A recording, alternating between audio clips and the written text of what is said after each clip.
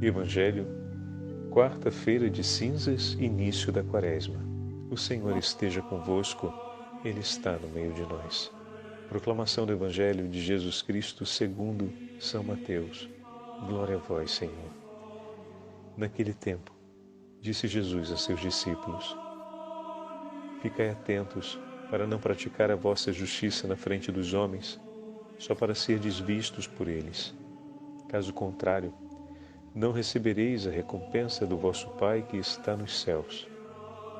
Por isso, quando deres esmola, não toques a trombeta diante de ti, como fazem os hipócritas nas sinagogas e nas ruas, para serem elogiados pelos homens. Em verdade vos digo, eles já receberam a sua recompensa. Ao contrário, quando deres esmola, que a tua mão esquerda não saiba o que faz a tua mão direita, de modo que a tua esmola fique oculta, e o teu Pai que vê o que está oculto, te dará a recompensa. Quando orardes, não sejais como os hipócritas, que gostam de rezar em pé nas sinagogas e nas esquinas das praças, para serem vistos pelos homens. Em verdade vos digo, eles já receberam a sua recompensa. Ao contrário, quando tu orares, entra no teu quarto, fecha a porta, reza ao teu Pai que está oculto, e o teu Pai que vê o que está escondido te dará recompensa. Quando jejuardes, não fiques com o rosto triste como os hipócritas. Eles desfiguram o rosto para que os homens vejam que estão jejuando. Em verdade vos digo, eles já receberam a sua recompensa. Tu, porém, quando jejuares, perfuma a cabeça e lava o rosto, para que os homens não vejam que tu estás jejuando, mas somente teu Pai que está oculto. E o teu Pai que vê o que está escondido, te dará a recompensa. Palavra da salvação. Glória a vós, Senhor. Quarta-feira de cinzas, início da Quaresma, em nome do Pai, do Filho e do Espírito Santo. Amém. Queridos irmãos e irmãs, com a celebração de hoje, a Santa Igreja dá início ao tempo da Quaresma.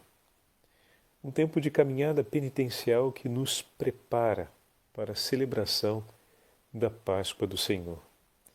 Todo o período da Quaresma está orientado à celebração da paixão, morte e ressurreição do Senhor, assim como todo ano litúrgico gira em torno desse que é o epicentro da nossa salvação. Darmos início a esse tempo é darmos início a um itinerário preparatório do nosso coração, um itinerário de maior adesão, de maior escuta e atenção à vontade do Senhor. E veja, meus irmãos, como começamos essa Quaresma. O Santo Evangelho que hoje ouvimos é o 6º capítulo do Evangelho de Mateus, em que o Senhor fala a seus discípulos a respeito da esmola, da oração e do jejum. Entretanto, nas nossas últimas meditações, mais precisamente ontem, terça-feira de Carnaval, como dizemos popularmente, São Pedro dizia ao Senhor: e nós que deixamos tudo? E vimos que essa frase nos lábios de Pedro não vinha apenas da experiência de perplexidade de ouvir o que o Senhor havia dito a respeito dos ricos e de ter visto a história, ou melhor, o momento dramaticamente triste da história vocacional daquele homem a quem Jesus dirigiu um olhar de amor que Pedro conhecia muito bem e sabia o quanto sustentava e o encorajava. Como é duro ver o olhar de amor do Senhor, não encontrar um coração que o acolha. Isso é duríssimo. Mas a frase de Pedro, falávamos ontem, ela é um eco de todo aquele movimento que começa no 8º capítulo, quando o Senhor diz: vai para trás de mim. A profissão do apóstolo Pedro marca o itinerário, a partir do 8º capítulo, do Evangelho de São Marcos, que nos leva até os pés da cruz, mas marca também aquelas duas verdades que acompanhamos nessas últimas semanas. Somos chamados a olhar e a escolher, a reconhecer e a escolher aquilo que Deus inspira dentro de nós, como a nossa declaração diante de Cristo. Tu és o Filho do Deus vivo. O discípulo é aquele que escolhe o que Deus inspira no seu coração para ser essa a sua palavra, para ser esse o seu gesto, para ser essa a sua decisão. Nessa vida eu escolho o que Deus me concede por inspiração. Eu escolho aquilo que o Senhor revela no meu coração. E aqui não tem uma subjetividade nessa afirmação, porque se trata do Evangelho. Estamos falando daquilo que já recebemos no batismo e que o Espírito Santo cumpre como obra, recordar continuamente em nós, inspirar continuamente em nós, mover a intuição contínua dentro de nós as verdades do Evangelho. E o discípulo é aquele que vive essa escolha. Mas daqui nasce a obediência, porque escolher aquilo que o Filho muito amado do Pai disse, nos ensinou, conforme no Monte Tabor o próprio Pai falou aos discípulos: eis meu Filho muito amado, escutai-o. Significa realizar um ato de obediência e uma aliança de fé. Porque não esperamos mais em nós mesmos, pois nenhum empenho e força aplicada de nossa parte seria suficiente para assegurar-nos a salvação. Ela foi um dom concedido pelo sacrifício redentor de Cristo. Então trata-se de uma escolha de fé, porque depositamos a nossa inteira confiança na certeza do nome de Jesus. O nome que nos foi entregue pela nossa salvação, diante do qual se dobram reverente todos os joelhos, no céu, na terra e no inferno. É diante do nome do Senhor que nós caminhamos, vivemos e somos. O apóstolo é aquele que é chamado a acolher a palavra do seu Senhor, escolher essa palavra que foi inspirada por Deus e semeada em nosso coração, guardando-a, a obedece, e obedecendo aprende e se deixa guiar. Também os apóstolos, como falávamos ontem, deixaram tudo e seguiram o Senhor. E agora, pouco a pouco, ao longo do Evangelho, estamos vendo como esse seguimento se faz sempre mais próximo da intimidade do seu Senhor, de maneira que o discípulo e o mestre serão um só coração. E como Lucas falou no domingo passado, o discípulo que persevera na perfeição será como seu mestre. Estará inseparavelmente unido a ele, de maneira que todos aqueles que olharem procurando o Senhor verão o discípulo. E vendo o discípulo e sendo alcançado pelo testemunho do discípulo, conseguirão chegar até os braços abertos de Cristo, que diz: deixai vir a mim os pequeninos, e abraçando-os, os abençoa. Mas para isso, é preciso que nós sigamos os seus passos, como ele disse a Pedro, que nós tomemos a nossa cruz, como ele disse aos discípulos e à multidão, e o sigamos. É preciso que a gente escolha a pobreza e entregue tudo o que ele nos deu, para termos somente a sua palavra e nada mais, para termos somente a ele e nada mais. E ele nos diz: vem e segue-me. Vai e entrega tudo, e terás um tesouro no céu. Torna-te um pobre como eu me tornei. Falávamos isso ontem. Às vezes ignoramos essa pobreza que o Senhor escolheu de maneira radical. Mas é preciso escolhermos e depois aprendermos com Ele. Ele quer nos ensinar a viver essa pobreza. Tudo isso para dizer que o tempo da Quaresma é o tempo em que nós vamos realizar os passos nessa pobreza, sem deixar de realizar o aprendizado. Ou melhor, poderíamos dizer que até aqui aprendemos a entregar muitas coisas. O tempo da Quaresma é o tempo em que aprenderemos a entregar um pouco mais aquelas últimas que ainda são nossas, como o Senhor ordenou ao jovem, para estarmos na mesma situação que os discípulos. E nós que deixamos tudo, Senhor, e estamos deixando tudo de nós mesmos em Tuas mãos. Vamos agora aprender a seguir Seus passos. Vamos agora caminhar contigo. Tu nos chamastes para junto de si, nos atraístes, Senhor. Nos seduzistes e nós nos deixamos seduzir e agora estamos aqui contigo.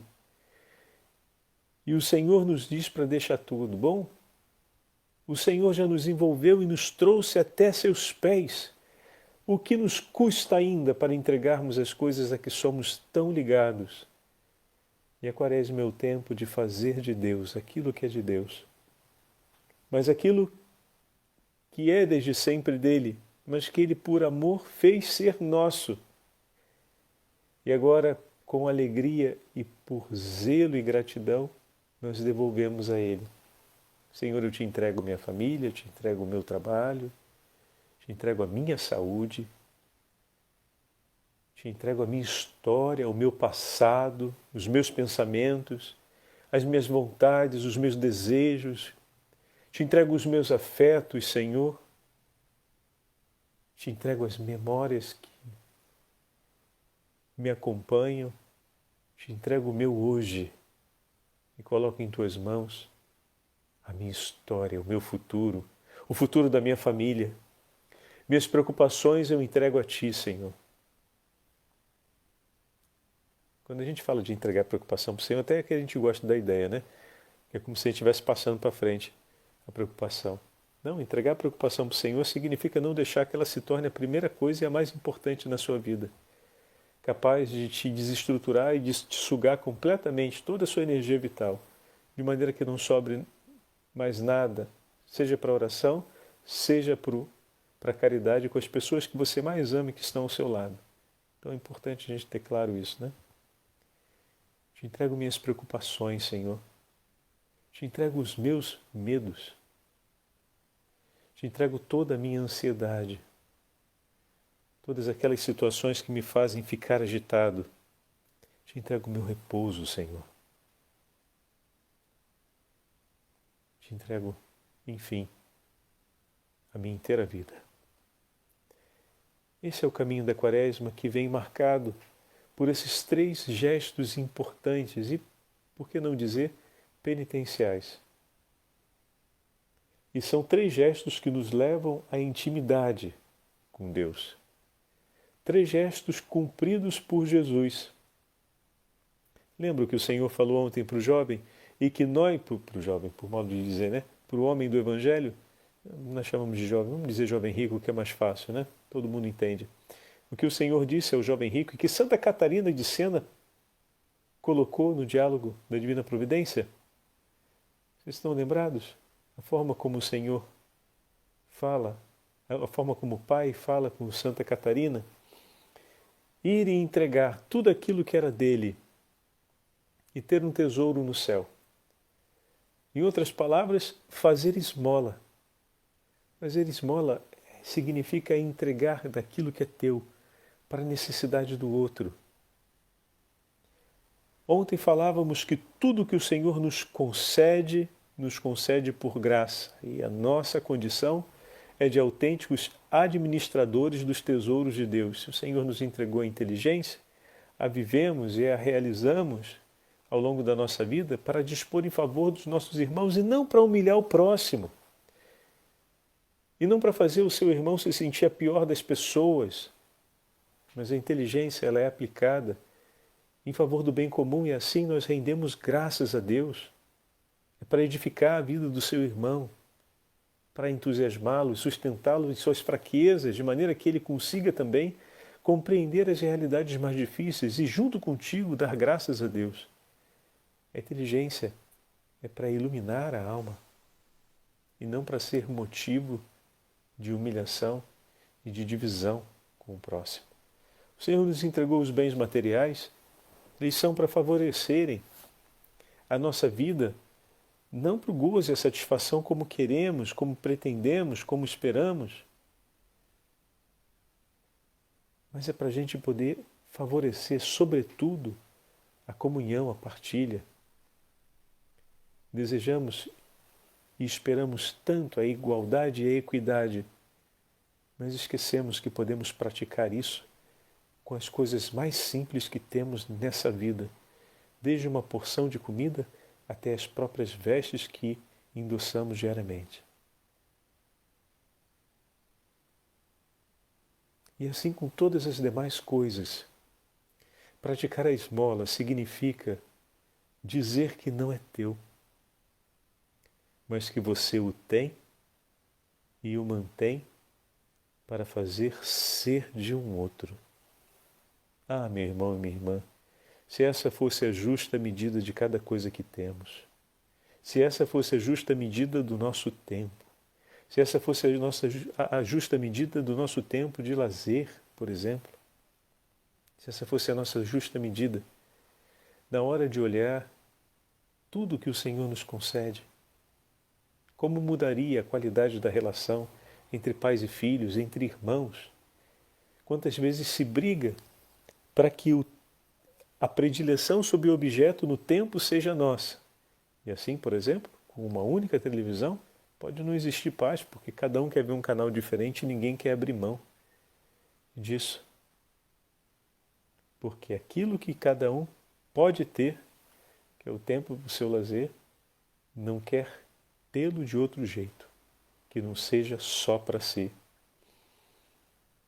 Mas se a gente abre mão o tempo inteiro, padre, a gente nunca faz o que a gente quer. Bom, bendito seja Deus se a gente não quisesse tanto algo a ponto de brigar com o nosso irmão, mas talvez a gente ainda não tenha chegado nesse nível. Mas vamos praticar um pouco mais, porque é possível. A outra proposta que o Senhor nos faz no tempo da Quaresma é a proposta da oração. De ter um coração sempre pronto para fazer-se presente diante de Deus. Não só por si mesmo, pelo próximo, por tudo. O coração daquele que se reconhece necessitado de Deus o procura sempre. O coração daquele que se reconhece ajudado por Deus o pensa sempre. Dizia Santo Agostinho, esses dias em um de seus textos da Liturgia das Horas, falando sobre a confissão, quando ele vai se confessar e pensa nos seus pecados e faz um exame de consciência sobre esses, então se maravilha e se emociona com a profundidade da misericórdia de Deus.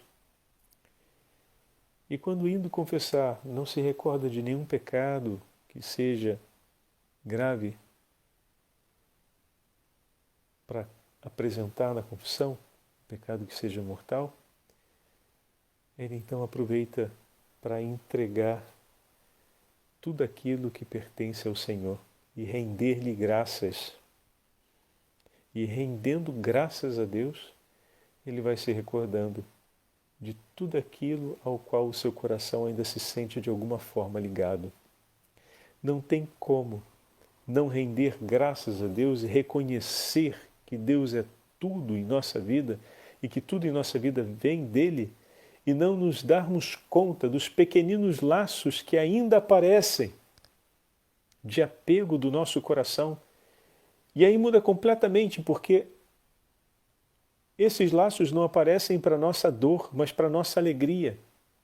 Na medida em que eu estou realizando uma ação de graças e dizendo, Senhor, tudo é teu, isso também é teu, isso outro é teu, essa outra coisa aqui em mim é tua, pum, me dou conta que tem alguma coisa que ainda sou um pouco apegado.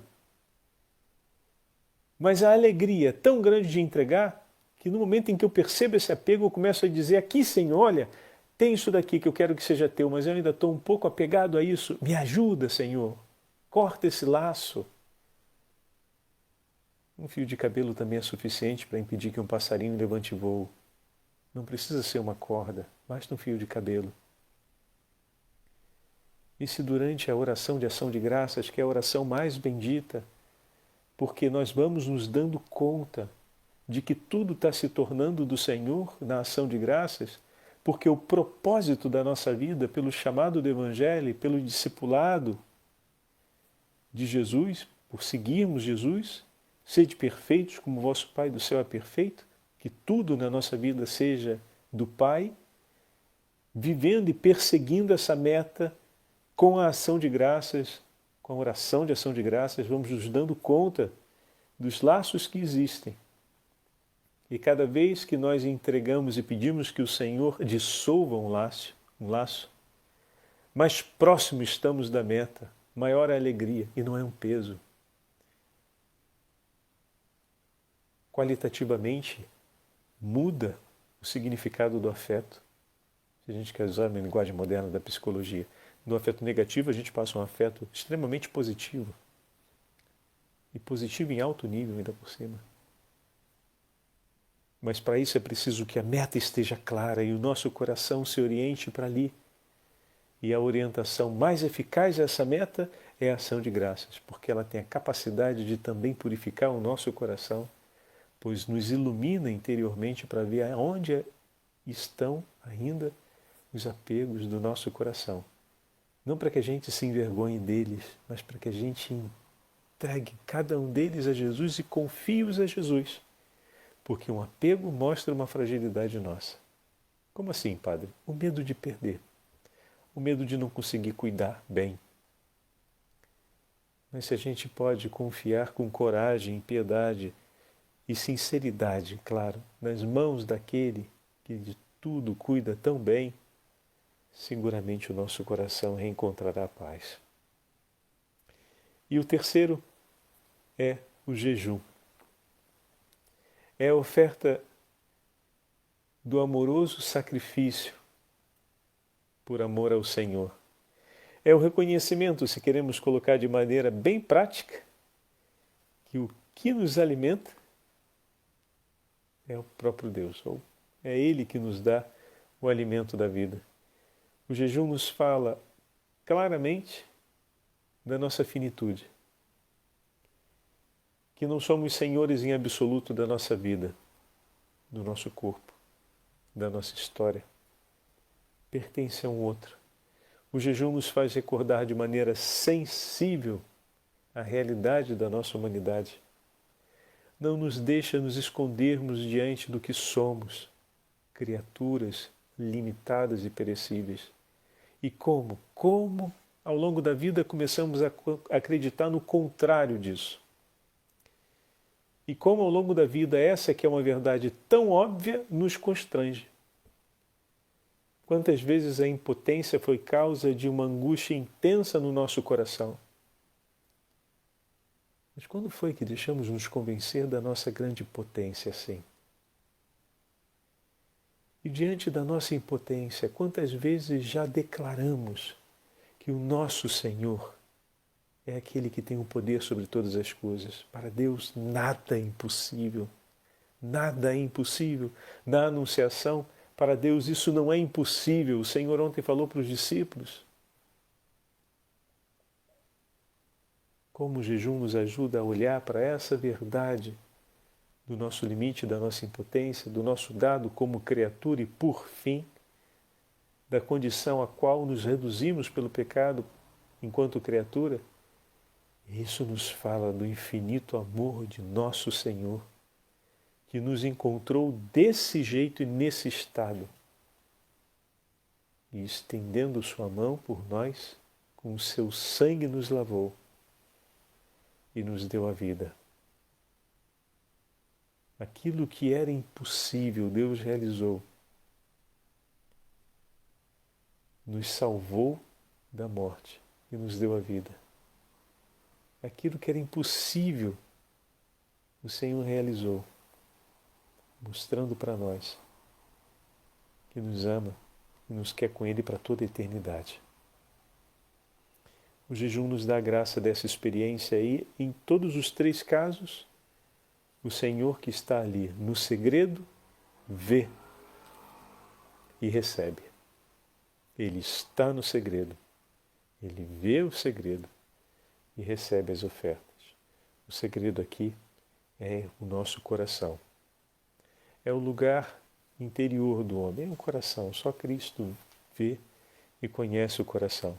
Mas a coisa bonita de Mateus é que esse Senhor não só vê, Ele está ali e recebe. Como é bom saber que o teu Senhor, que te chamou para segui-lo, Ele permanece contigo, tão contigo, que permanece ali, no teu coração.